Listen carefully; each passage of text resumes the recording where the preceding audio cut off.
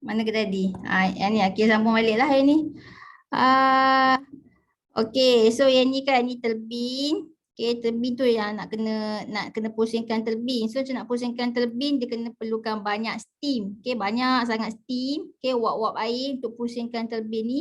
Okay, mana datang steam ni, uap-uap air ni daripada water ni, daripada air ni. Okay, datang daripada air ni. So, daripada water ni, air dia akan tukar kepada steam. So, masa nak tukar kepada steam, dia kena panaskan lah. Water ni kena panas kena panaskan. So mana nak dapatkan haba? Mana nak dapat haba? Daripada radioaktif lah, daripada radioaktif dalam apa ni? Dalam konkrit ni kan. So nak dapatkan haba daripada radioaktif. So kat sini radioaktif dia akan daripada kat sini kan. So radioaktif dia akan meletup-letup kat sini kan. Uranium kan. Uranium dia akan meletup-letup. Hasilkan haba. So haba panaskan air, air tukar jadi steam. So steam boleh pusingkan turbin. Jadi kesimpulannya apa? Nak pusingkan turbin. Selain daripada guna air untuk pusingkan turbin, kita juga boleh guna steam. Faham ke? Respon.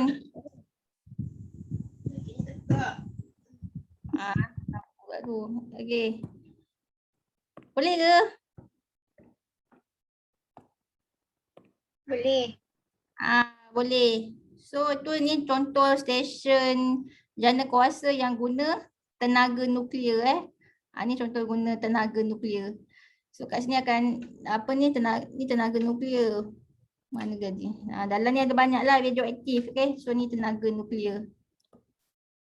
Tapi tenaga nuklear, kau tengok balik tenaga nuklear. Habis belum tengok sini. Tenaga nuklear ni tenaga yang boleh diperbarui ke tenaga nuklear? Tengok tenaga nuklear. Dia sumber dia sumber tenaga yang tidak boleh diperbaharui. So kalau kamu asyik banyak guna kan radioaktif kan, banyak guna uranium, lama-lama dia boleh habis lama-lama dia habis. So tak boleh diperbaharui. Arang batu pun kita guna untuk panaskan air kan, supaya air tu tukar jadi steam. Nanti steam boleh pusingkan turbin. Tapi kalau lama-lama guna arang batu, habislah dia. Okay. Petroleum pun sama. Okay. Kita gunakan petroleum kan, nak panaskan air, nak hasilkan steam. Nanti steam yang banyak boleh pusingkan turbin. Tapi lama-lama guna petroleum, habislah. Okay. Sama juga dengan gas semula jadi ni. Okay. Lama-lama guna pun habis gas semula jadi. Yang takkan habis macam ni hidroelektrik ni takkan habis sebab air kan, air. Lepas tu geothermal. Inilah cikgu Google kan. Korang nampak geothermal macam mana? Tiba-tiba keluar wap. Nampak ni mana ke contoh? Inilah kawasan geothermal. Tiba-tiba keluar wap. Kat sini kan wap panas kan. So wap ni yang kita nak ni untuk pusingkan turbin. Faham ke? Faham. Faham. Okay. Kita tak perlu buat proses. Dia sendiri ada wap-wap keluar daripada bawah tanah ni. Okay. Okay. Tapi kat Malaysia tak ada kot rasanya yang boleh pakai station apa ni. Geothermal. Yang kita ada pun kolam air panas itu pun tak cukup kot. Okay. Lagi apa lagi? Tenaga biojisim. Tahu tak apa benda tenaga biojisim? Tak tahu juga kan? Biojisim tu apa? Dari fosil ke Azhar?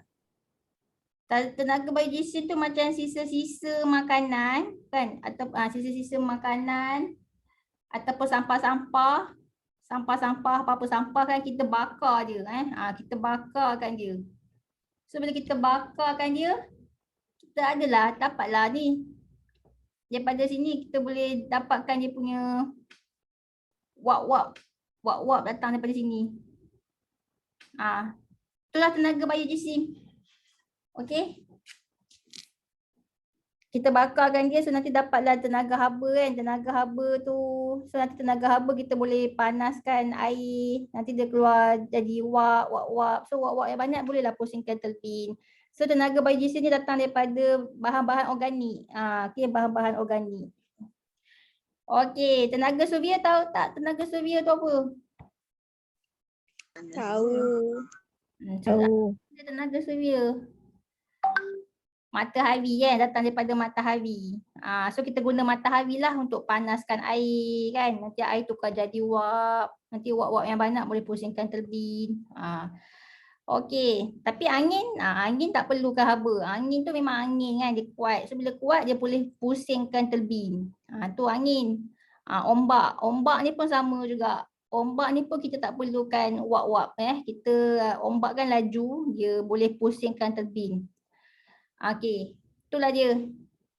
So konsep ni apa? Konsep ni nak kena pusingkan turbin. Boleh? Faham? Boleh. Okey, faham. Okey. Tapi kat Malaysia kita pakai ni tenaga hidroelektrik ni. Itulah yang paling ni lah Malaysia. Ada setengah negara dia pakai tenaga nuklear. Sebab murah radioaktif dia murah. Uranium murah, tapi lama-lama pakai habis dia akan habis. Okey. Tapi ada yang setengah negara negara kat luar kan. Kat mana US ke apa ke, dia pakai angin sebab ada setengah kawasan angin dia kuat sangat angin dia kan. Okey. Kita pergi ni pula. Inilah contohnya loji pembakaran arwang batu. Daripada arwang batu tu kan tenaga kimia kan. So nanti kita panaskan arwang batu tu panas, nanti jadi tenaga haba. Nanti tenaga haba dia nak panaskan air kan, nak panaskan air tukar wap, jadi wap, so jadi wap-wap yang banyak. So nanti dia boleh pusingkan turbin, so turbin tu berpusing. So bila turbin berpusing, tu yang kita panggil tenaga kinetik. Nanti turbin berpusing, terhasillah arus ulang-alik kan, tu yang jadi tenaga elektrik. Nampak ke perubahan tenaga ni? Boleh faham tak? Boleh? Boleh. Boleh. So tenaga tenaga haba ni kita akan panaskan air lah ya. Kita akan panaskan air supaya dia tukar jadi wap-wap. So wap-wap yang banyak tu dia boleh pusingkan turbin. Okey. Ni apa ni? Loji kuasa hidroelektrik. Ni kat Malaysia lah kan, empangan air kan. Empangan air yang berada di kawasan yang tinggi tu. Okey. Kat sini yang ni empangan air, so dia mempunyai tenaga keupayaan lah sebab dia berada di kawasan yang tinggi kan. Berada di kawasan yang tinggi. Nanti dia ada turun slide, kan air tu turun dekat slide, dekat gelongsor, nanti dia pusingkan turbin. Macam dalam video tadi lah kan, dia pusingkan turbin, so tu yang jadi tenaga kinetik tu. So bila turbin berpusing, terhasillah arus kan, tu yang tukar kepada tenaga elektrik. Okay, next. Yang ni loji kuasa nuklear. Ni dia guna radioaktif kan, contoh dia guna uranium. Okay, berlakulah pembelahan uranium kan. So tenaga nuklear, so bila uranium terbelah macam tu adalah hasilkan tenaga haba. So tenaga haba dia akan panaskan air, nanti air tukar jadi wap. So bila wap yang banyak, dia boleh pusingkan turbin. Okay, dia pusingkan turbin tu yang tenaga kinetik tu, dia pusingkan turbin and then dia jana arus kan, jana tenaga elektrik. Itulah perubahan-perubahan dia. Okay, boleh faham ke yang ni? Respon. Faham. Dah faham. Ke sebenarnya korang dah belajar dalam tajuk sains dah ke belum? Sains form 1, form 2, form 3. Korang dah belajar ke benda ni sebenarnya? Pernah tak belajar? Mesti pernah betul tak? Kan? Okey. Pernah. Kan? Asalah cikgu ulang balik benda ni kan. Tu yang tak habis syllabus lagi ni lah. Ulang balik sains video 3. Okey, next. Jadi arus tenaga elektrik yang terhasil tu adalah dalam bentuk arus ulang-alik. So arus ulang-alik ni yang kita akan hantar melalui kabel. Mana tadi kabel? Melalui kabel penghantaran. Okey, so ni kita panggil kabel penghantaran. Okey, dia akan hantar arus ulang-alik ke rumah-rumah kita lah. Okey. Okey. Tapi masa dia nak hantar arus ni, dia boleh berlaku boleh berlaku apa? Boleh berlaku kehilangan kuasa. Mesti akan berlaku juga kehilangan kuasa. Contoh dia macam ni, eksperimen yang ni. Okey, contohnya eksperimen ni. Okey, contohnya ni bekalan kuasa voltan rendah. Ni arus ulang-alik, contoh 240 volt. Okey, kat sini mentol dia terang lah mentol dia terang. Sebab dia betul-betul dapat voltan daripada ni kan, bekalan kuasa ni kan. Tapi bila dia mengalir ke kabel penghantaran, sampai kat sini, tiba-tiba mentor ni malap. Dia tak dapat pun 240 volt daripada bekalan ni, tapi dia dapat 20 volt. So jadi malap. So kan daripada 240 volt jadi 20 volt. Maksudnya berlaku apa? Berlakulah kehilangan kuasa. Okay. Berlakulah kehilangan kuasa elektrik semasa dia nak hantar tu. Okay. Semasa nak hantar arus tu kan, berlaku kehilangan kuasa elektrik. Okay. Jadi macam mana nak atasi masalah ni? So sebelum berlaku kehilangan kuasa, kita naikkan voltan siap-siap. Maksudnya kan, contohnya kan bekalan ni, dia bekalkan 240 volt. Kita tahu kan 240 volt tu dia akan turun. Tiba-tiba jadi 20 volt kan sebab berlaku kehilangan kuasa. So sebelum dia berlaku kehilangan kuasa, kita naikkan voltan dia siap-siap. Nak naikkan voltan guna apa? Transformer injak naik kat sini. So kita akan naikkan voltan dia siap-siap, contohnya 250 volt. Naikkan. Nanti sampai dekat sini kita turunkan balik 250 volt tu, turun balik kepada 240 volt pakai transformer injak turun. So jadi kat situ apa? Voltan penghantaran mesti tinggi, okey? Voltan penghantaran mesti tinggi untuk mengurangkan apa? Untuk mengurangkan kehilangan kuasa, okey? Faham? Sebelum dia berlaku kehilangan kuasa, kita naikkan voltan siap-siap. And then nanti sampai kat sini kita turunkan balik. So dari kat sini transformer penting lah Transformer penting lah dalam penghantaran kuasa elektrik ni, okey? Transformer penting. Faham ke ni? Respon. Faham. Okey. Jadi kita nak buktikan ya ke voltan penghantaran mesti tinggi. Supaya apa? Untuk mengurangkan kehilangan kuasa. So kita try lah buat contoh 7. Okey, dia kata apa? Kuasa elektrik dari sebuah stesen kuasa dihantar ke sebuah bandar melalui kabel kuasa dengan rintangan 50 ohm.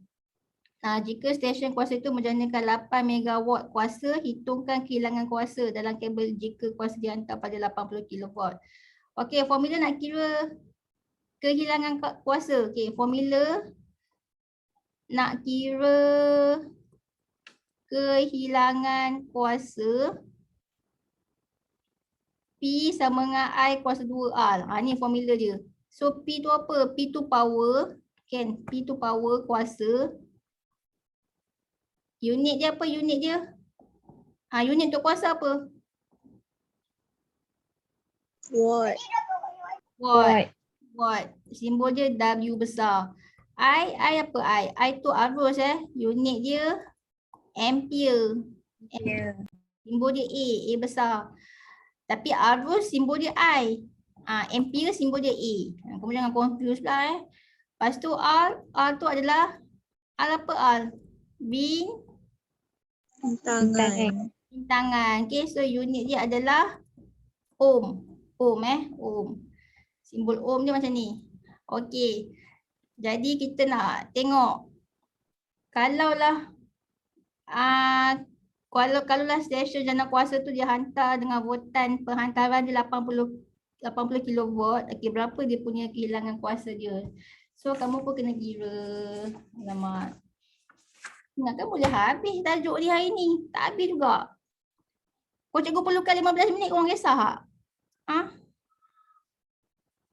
Tak apa cikgu, teruskan je. Sikit je kan? Sikit je. Alamak. Tak apalah. Okay, so ni stesen kuasa. Lepas tu dia hantar voltan dia punya kuasa dia berapa? Jika stesen kuasa itu menjanakan 8 megawatt. So power dia 8 megawatt. Okey, lepas tu dia nak hantar dengan voltan penghantaran dia. Voltan penghantaran 80 kilovolt. Okey, dia nak hantar. Okey, bayangkan ni stesen. Okey, lepas tu ni kabel kan, kabel. Ni tiang. Ni tiang, ni apa ni? Ni kabel dia, lepas tu turun kat sini. Okey. Lepas tu dia, okey lah buatlah ni mentol. Okey. Okey, jadi kabel ni dia ada bintangan dia ya, kabel ni. So bintangan setiap kabel, setiap wayar tu mesti ada bintangan dia kan. So bintangan dia ada 50 ohm. Okey. So kalaulah dia hantar voltan perhantaran dia dengan 80 kilovolt. Berapa kehilangan kuasa dia? Pakai formula apa? Kehilangan kuasa P sama dengan I kuasa 2 R. Bintangan dia 50 ohm. Okey, berapa arus dia? So nak kira arus. Kita ada power 8 megawatt, kita ada voltan 80 kilovolt. Boleh tak kira arus? Boleh. Pakai formula P sama dengan IV kan? So, IV. IV. So nak kira arus P per dengan V. So P power 8 megawatt. Mega. Yang kamu tekan je lah kalkulator kan. 8 megawatt. Bahagi dengan voltan 80 kilovolt. Okey, dapat berapa? Kamu tahu kan macam nak tekan 8 mega? 8 mega. Ada tak mega ni? Ada kan? Bahagi dengan 80 kilovolt. 80 kilovolt. Mana K? Okey. 8 mega. 8 mega tu maksudnya apa mega? Mega apa mega? 8 darab 10 kuasa 6 watt. Mega kan? Mega. Kalau kilo, 80 darab 10 kuasa berapa kilo? 80 darab 10 kuasa? 3. Okey, tak pun kamu boleh nampak kalkulator. Kamu tahu kan macam nak tekan kalkulator? Kalau nak buat 8 mega ni, boleh tak? Kamu tekan 8. Alamak, sekejap Aduh, kenapa ni? Kamu tekan 8, lepas tu kamu tekan shift. Okey, tekan 8, tekan shift. Lepas tu kamu tekan simbol mega. Kat mana simbol mega? Dekat ni, dekat nombor 7 tu. Nampak tak? Nampak. 8 shift mega kan. Lepas tu nanti kamu tekan bahagi. Lepas tu tekan pula nombor apa? 80, tekan nombor 80. Lepas tu tekan shift. Lepas tu tekan simbol kilo. Kat mana kilo? Sekejap 80 shift kilo. Kilo, mana kilo? Dekat nombor 6. Nampak tak? Nampak. So dia keluar jawapan apa? 100. Ya, keluar jawapan 100 kan. So jawapannya 100 lah. Okey, 100.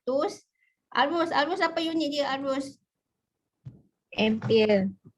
Ampere. Okey. So 100 ampere. Jadi dapatlah arus dia 100 ampere. Bolehlah masuk dalam formula ni Formula nak tahu kehilangan kuasa. Jadi 100 kuasa 2, bintangan dia berapa? 50 ohm. Okey. Dapat berapa? Dapat berapa? 500,000 tu lah. 500,000. 500,000 unit dia, unit apa? Watt. Power. Watt. So inilah dia punya kehilangan kuasa dia sebanyak 500,000 watt. Okey, ni kalau voltan perhantaran 80 kilovolt Okey, kalau kita buat voltan perhantaran yang tinggi lagi. 400 kilovolt ni apa jadi? Kalau guna 400 kilovolt. Okey, so sama je cara nak kira dia. P sama dengan I kuasa 2R juga nak kira kehilangan kuasa. So kamu kena tahu arus lah. Arus dia. So sama je pakai formula sama.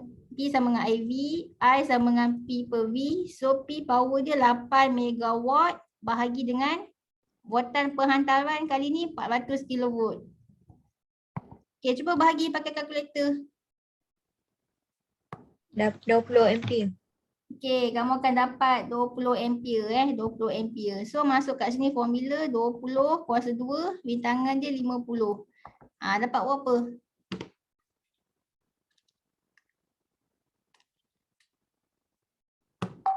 Berapa kehilangan kuasa dia?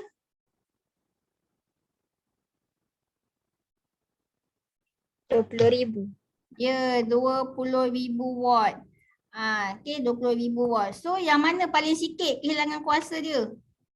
Yang 500,000 watt ke yang 20,000 watt yang paling sikit? Yang ni lah kan? 20,000 watt. Ya, 20,000 watt yang paling sikit. Kehilangan kuasa kan? Kehilangan kuasa 20,000 watt je. Tapi dengan syarat wattan perhantaran dia mesti tinggi kan? 400 kilovolt. Kamu hantar wattan 400 kilovolt, kehilangan kuasa dia 20,000 watt je. Tapi kalau kamu hantar wattan perhantaran dia rendah 80 kilovolt, dia punya kehilangan kuasa dia ni sampai 500,000 watt. Jadi kesimpulannya apa? Wattan perhantaran mesti rendah ke tinggi? Tinggi. Wattan perhantaran dia mesti tinggi, okey, supaya kehilangan kuasa dia rendah, okey. Itulah kesimpulan dia, okey. Ni wattan perhantaran mesti tinggi untuk mengurangkan kehilangan kuasa. Okey, so macam mana nak tinggikan wattan perhantaran dia? Macam nak tinggikan wattan perhantaran dia, kalau contohnya stesen bekalan kuasa ni dia bekalkan 240 volt je kan. So nak tinggikan wattan perhantaran, gunalah transformer injak naik, okey, nak naikkan wattan output je kan, nak naikkan wattan. Nanti sampai kat sini kita turunkan balik, gunalah transformer injak turun. Sebab itulah kita kena pakai arus ulang-alik, okey, untuk kabel perhantaran ni. Sebab arus ulang-alik je yang boleh digunakan dalam transformer, okey. Sebab tu kita kata arus ulang-alik boleh bergerak jauh. Sebab dia digunakan dalam transformer. Kena digunakan dalam transformer untuk naikkan wattan dengan turunkan wattan. Kalau arus terus, kalau pakai arus terus dalam transformer tak jadi. Faham ke? Faham. Sebab itulah kita guna arus ulang-alik supaya dia boleh bergerak jauh. Penjana arus ulang-alik. Kita tak guna penjana arus terus Okey. Jadi last soalan. Okey, jap. So ni stesen kuasa, ni dia bekalkan 25 kilovolt tapi akan berlaku kehilangan kuasa. So kita naikkan wattan perhantaran dia. Kita guna transformer, injak naikkan wattan daripada 25 kilovolt kita naikkan 132 kilovolt. Okey, supaya kehilangan kuasa dia rendah. Nanti sampai dekat sini nak turunkan balik wattan dia daripada 132 nak turunkan balik ke 33 kilovolt ni, pakailah transformer injak turun. Okey, itu industri berat. Kalau industri ringan dia pakai 11 kilovolt. So nak turunkan lagi, pakai transformer injak turun. Ni pejabat ni dia pakai 450 volt je. Nak turunkan lagi wattan, pakailah juga transformer injak turun. Rumah kamu pakai 240 volt. So nak turunkan wattan, pakai transformer injak turun. Okey? Boleh? Boleh. Okey, dah faham. Okey, last. Okey, ni korang baca sendiri lah Dia baca sendiri. Last soalan. 5 minit je jawab. Okey, ni stesen kuasa. Okey, soalan dia. Ni section B. 10 markah ni section B. Bagaimana untuk menambahkan kecekapan sistem rangkaian grid nasional dari segi jenis arus yang digunakan dalam wayar penghantar. Okey, nilai beza keupayaan wattan yang melintasi wayar penghantar tu nak tinggi ke nak rendah. Jenis transformer A, jenis transformer B, bahan wayar penghantar. So nak jawab soalan essay section B mesti ada apa? Kalau tak kena denda, kan cikgu denda kan? Mesti ada jadual. Korang dah check ke markah korang kat ni Google Classroom? Dah. Oh, tapi ada yang cikgu tak tanda semua kan? Kamu bacalah yang cikgu conteng-conteng tu, korang boleh baca Boleh. Boleh. Faham tulisan cikgu? Faham Okey, soalan essay ni. Okey, faham Soalan essay mesti buat jadual Okey, kalau korang tak buat jadual memang denda lah. 1 markah sebab bila buat jadual dia jelas. Nanti pemeriksa tu pun senang nak tanda, tak adalah dia sakit hati nak baca kan. Okey, jadi yang ni aspek. Lepas tu ni sebab. Okey.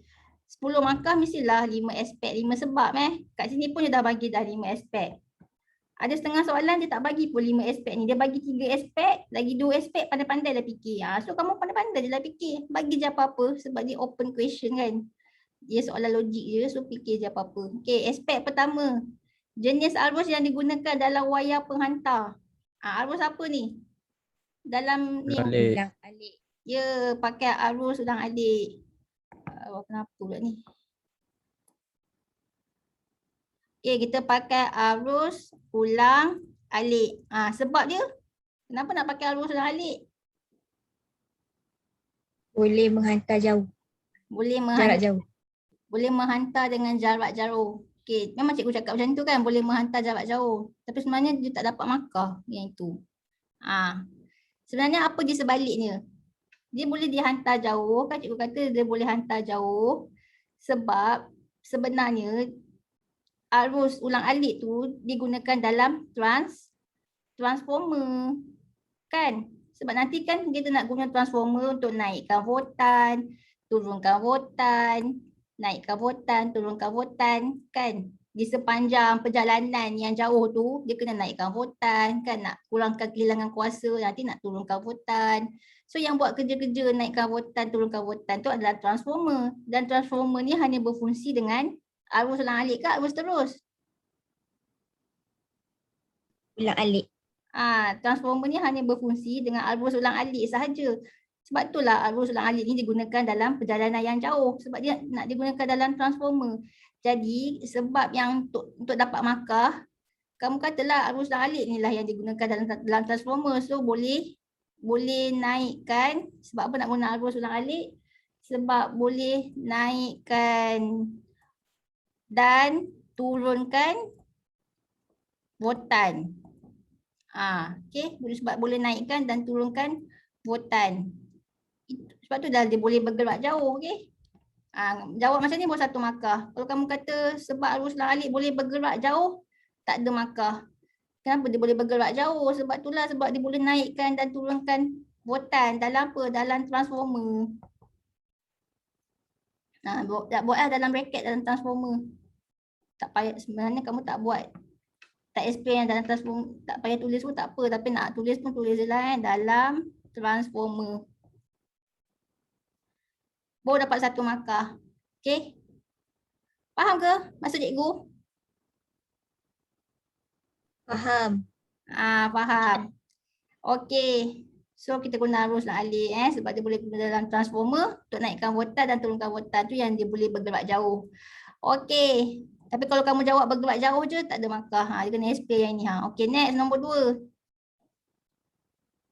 Nilai beza keupayaan. Okey, nilai voltan. Voltan yang melintasi wayar penghantar. Voltan yang nak melintasi wayar penghantar ni. Tinggi ke rendah Tinggi. Tinggi, okey, tinggi. So kamu jawablah voltan penghantaran tinggi. Okey, voltan penghantaran tinggi. Okey, sebab apa nak voltan penghantaran tinggi? Ataupun ni voltan melintasi wayar penghantar tinggi. Okey. Kenapa nak tinggi? Kurangkan kehilangan kuasa. Ya, kurangkan kehilangan kuasa.